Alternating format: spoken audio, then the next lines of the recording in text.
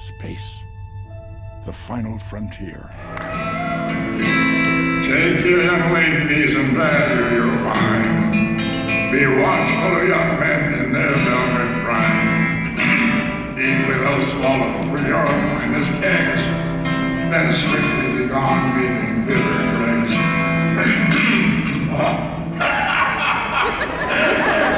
Frog in my throat and I'm having trouble singing.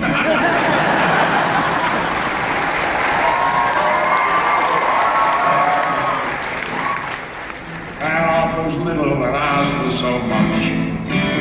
Belongs to the breathless excitement of night, and in meet with your treasure in cold morning light.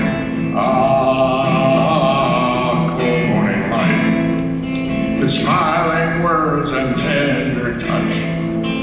Man offers little and asks for so much. He belongs to the breathless excitement of night, and in meet with your treasure in cold morning. Ah, cold morning light. Ah, cold morning light.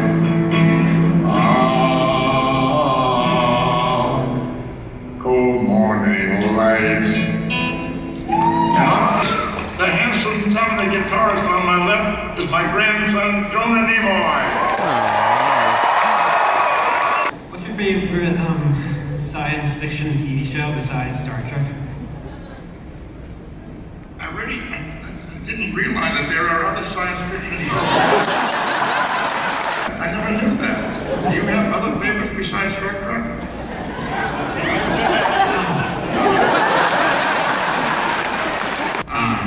I just was wondering if you could tell us a little bit about what it was like to work with Gene Roddenberry. Mr. Roddenberry, yes. Gene Roddenberry was a wonderfully talented, creative, interesting man. A very complicated man. We had an up and down relationship. We had a father-son relationship. Sometimes you get along with your dad and sometimes you don't. There was a book called, I think it was called Chariots of the Gods. And a man named Eric von Daniken presented the idea, the possible idea that Earth had been inhabited many years earlier by aliens, people from another planet, and that they had left behind these great works that were unexplained. And it made Mr. Roddenberry very angry that people believed that. He argued that anything that was accomplished on this planet was accomplished by mankind. One of my favorite things to watch is the animated series. I think it's like Scooby-Doo in space. And so I just wanted to ask you, what was that like making that? The way those things are done, when the voices are recorded, don't necessarily have to be in the same studio at the same time. So, and I was doing a lot of traveling during that time, doing theater around the United States and in foreign countries and working in films. I could record my dialogue and send it to them, and they would lay it in on the image of Spock speaking those lines. So it was a strange experience. It was so different from shooting the original series. I'm glad that you enjoyed it, but it was not the same kind of, we didn't have the same kind of camaraderie and chemistry. I was wondering, I never knew any of my grandpas, so would you be my grandpa? You would follow me on Twitter. And I have offered to take on honorary grandchildren, and honorary sons and daughters for that matter. We have a gigantic family, and you are now part of my family. You are my What kind of grandfatherly advice would you give to someone like all the people here? What a great question. What is that? Do you have makeup on? I can't see very well. Yes, I have a lot of makeup on. What does that makeup mean to you?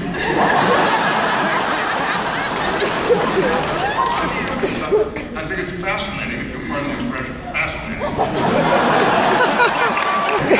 Are you from any particular place that I should know about? Salt Lake City. What was your favorite episode to shoot? Oh, okay, yeah. The one episode that I always go to as being so meaningful to me was an episode called Amok Time, where Spock has a performance. It was a very important episode for me because it was the first time that we were going to Spock's home planet of Vulcan. The first time we were seeing other Vulcans. We'd never seen another Vulcan before in that episode. And this was seen for the first time. We're gonna take the camera down and show you this tattoo so you can see this tattoo.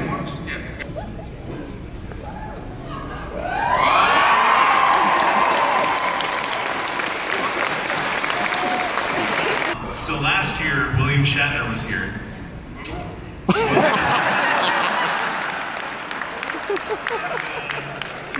He told a story about how you used to ride your bike to the recording studio every day. And he said that they used to play pranks quite a bit. And there was this one time where he hoisted your bike from the rafters and they had the spotlights on it. And my first question was, first of all, did you get them back? I remember it very well. He thinks he's funny, but he's not. He thought it was fun to play jokes on people like that, to do things like that, to hide stuff and what have you. DeForest Kelley, who of course played Dr. McCoy, DeForest had a very lovely habit of coming to work every morning, and the first thing he would do, and he would get himself a muffin. He would slice it in half, put it in the toaster, press the toaster down and wait for the toast to pop. And when he got his muffin, he would butter it and then have that with his coffee. That was his morning treat that he gave himself every day. Mr. Shatner decided that he was going to play a joke on DeForest Kelley. So one morning when D. Kelley came in and sliced his muffin in half and he put it in the toaster and he pressed the button, Mr. Shatner had somebody distract him. Somebody called him and said, D, come over here, man. We need you here for a moment. D walked away a few feet. Mr. Shatner popped the muffin up out of the toaster and he ate it. and Kelley came back and now realized what Shatner had been doing. He got very, very angry. He said, D, I wouldn't worry about it. If you stand the two of you and Shatner side by side, it's easy to see who's been eating the muffins. The Bilbo Baggins video. Okay. I have to admit, I love that. I actually saw it, but what was that like? What led up to it? What was that? I made several albums of music in the late 60s, early 70s. It was a lot of fun. I enjoyed music. I don't consider myself a singer, but they came to me and asked me if I could record some stuff, and I said, okay, why not? And he said, there's these books about the Hobbits and the Tolkien books, and he said, I've written a song that I think might be fun for you to record. So I thought, that's catchy, and I read some of the Tolkien books and the material, and I thought, that's kind of fun. That's all there was to it. I just went in the studio and recorded it. And it became this thing that people have been talking about for 40 years. I love it. Land of Shire, the big, brave little hobbit whom we all admire. I was just wondering if you wouldn't mind saying, "This is Spock, I'm not available, please leave me a message." You want me to say, this is Spock, I'm not available, leave me a message? Yeah, please. I just said it.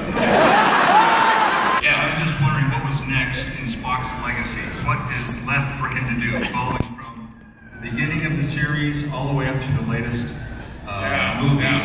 Well, the last we heard from Spock, he was off doing some work as an ambassador, and I truly wish. I'm going to try to get in touch with him because we need his help right now. We need his help in the Middle East. We need his help in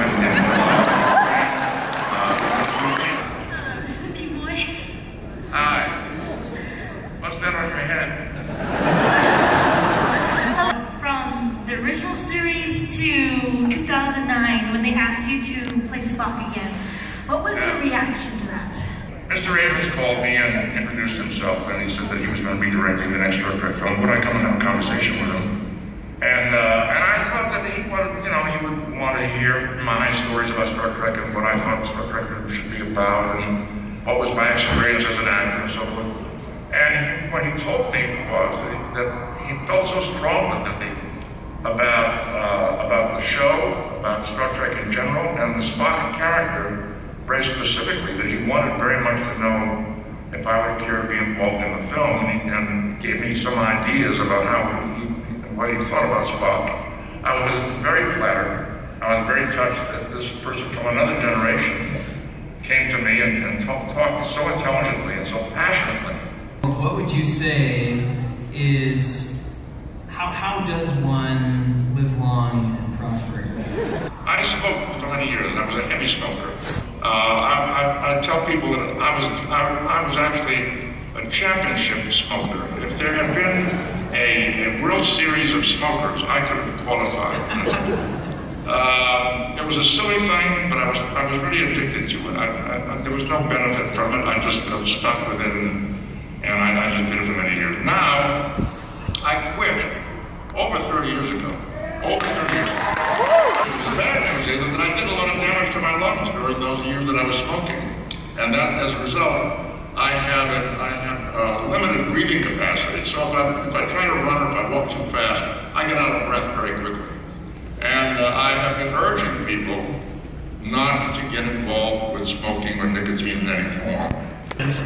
You've been involved with Star Trek from the very beginning and are still today, as I understand, but what would be your favorite moment in all of the different Star Trek situations you've been in? We're in September now.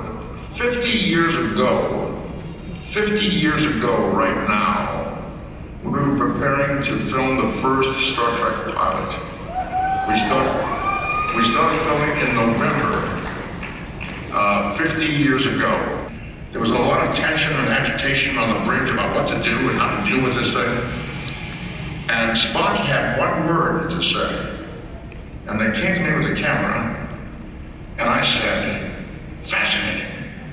And the director came to me and said, wait. Don't get excited. Be the cool, rational scientist.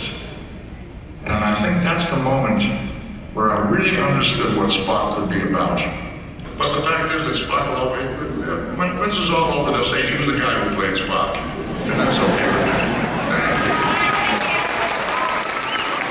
I was wondering if you could come to the next Comic-Con here in Salt Lake this year.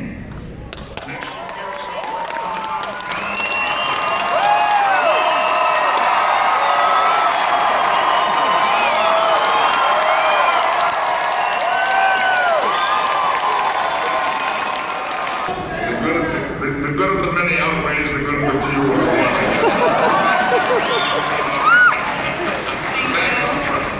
Thank you for the invitation. I appreciate it. Thank you. Thank you. My question is, how did you come to play him the way that you did? And it is very important for people to understand that we, the actors, come on the soundstage to play these scenes. We don't make it up. The writers deserve an awful lot of credit. We had some great and wonderful writers.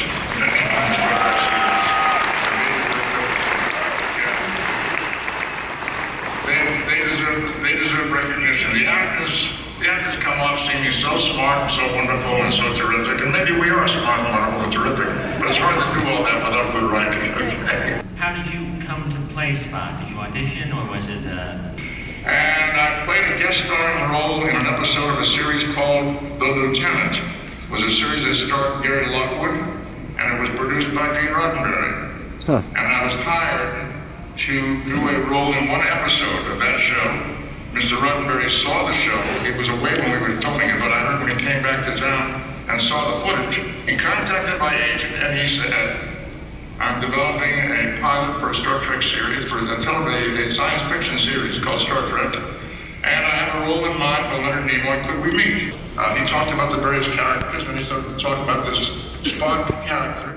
And while I had thought that I was going to be auditioned for this role, what I discovered and learned that day was that Mr. Roddenberry wanted to offer me the role and was telling me all about the series in the hopes that I would be interested.